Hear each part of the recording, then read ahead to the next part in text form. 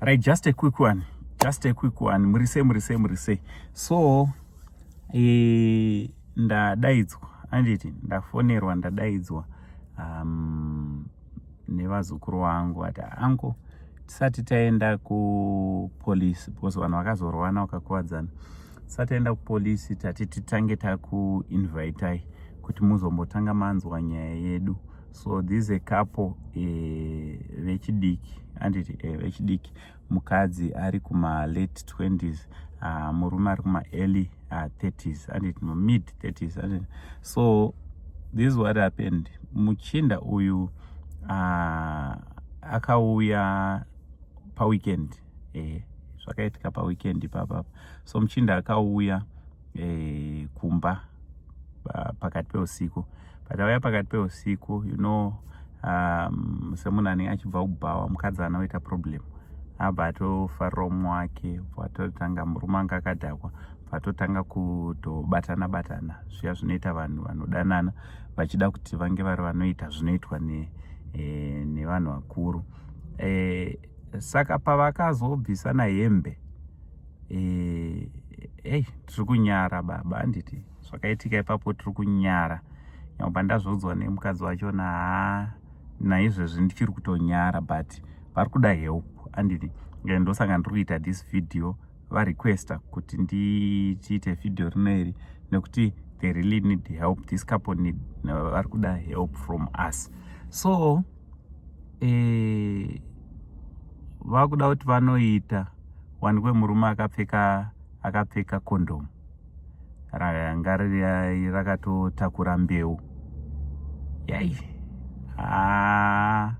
Akomana mukadzi akabva apera strong, akabva apererwa nemafeelings. Munoziva kuti hanzi akabva aenda ndokutotanga hondo kubva ipapo kuti kondomu iri rawakapfeka chii chiri kuitika, uri kubva kupi? According to mukadzi suspecting kuti muchinda anofanira akaenda kwaakaenda akanoita zvakaita, but on his way back home, but then akabva akangana kubvisa kondomu riya ubva angopfeka ubva uya padeni. Saka ihondo. Chinda manje on his side ari kuti aiwa inanzi kuramba kuti kondomu ndanga ndinaro, but kondomu ndakatorishandisa ndiri panze ndakagara mumota ndichiti first round rega ndiite chimandara maoko. Ndaita chimandara maoko, saka ndakazoitira mukondomu kuitira kuti lubrication hameno zvanga achitsanangura.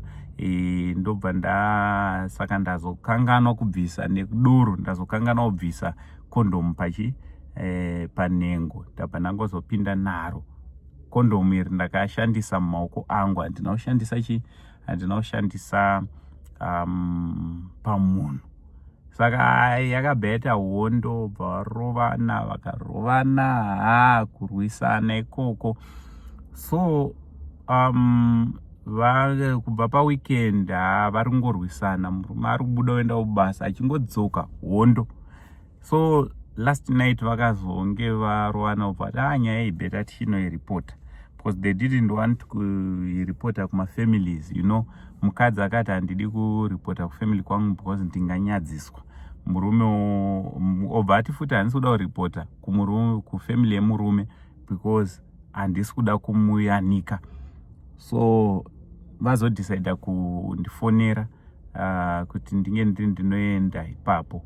So ndabva ndapererwawo. Unoziva kuti unopererwa, so kuti uti ichokwadi pamwe muchinda ari kutaura chokwadi, because mukadzi ndamubvunza kuti iwewo ane record here yekuchita. Mukadzi atoramba zvikanzi ndatotanga kutozvionawo izvezvi haana record. Iye muchinda waari kuramba kuti ini mukadzi wangu ndomuda enda anotoziva kuti handimuchiti sezvaari kutotaura. Saka ndabva semutongi gava ndabva ndataiwa ndapererwa. So ndovatosugesta kuti chimbokandaiwo pamhepo nyaya yedu, maybe tingawana vangatibatsire kuti mukadzi ari kuti handichaziva kuti ndakachitwa here kana kuti zvaari kutaura ndizvo. Imimi wamene kuti mungatiwo kudii. I'm sure vachaverenga pa comment section, because ndatovaudza kuti ndikaita video ndichitsanangura nyaya yenyu sezvo matsanangura vandiitawo ndichabva ndaiuya nayo pavanhu imimi moona comment section. So what do you think about this issue? This is a real story iri kutonetsa izvezvi ndokwandatodomhanyira. Ngatinyorewo comment section tinge tinobatsira this young couple about this problem yavasangana nayo. I problem iriita kuti vasawirirana pavane vana vavo, vane tuvana twavo two very cute babies. Tiri kungochema tuchiona baba namai, and it's very unfortunate kuti payard pavo pavanogara vanongogara vari two, and mayard akati kurei zvekuti vanogona kutourayana zvechiwa because they are just evil nevana vavo two. What do you think about this story iri kutoitika kutaura kunoku? Let's comment.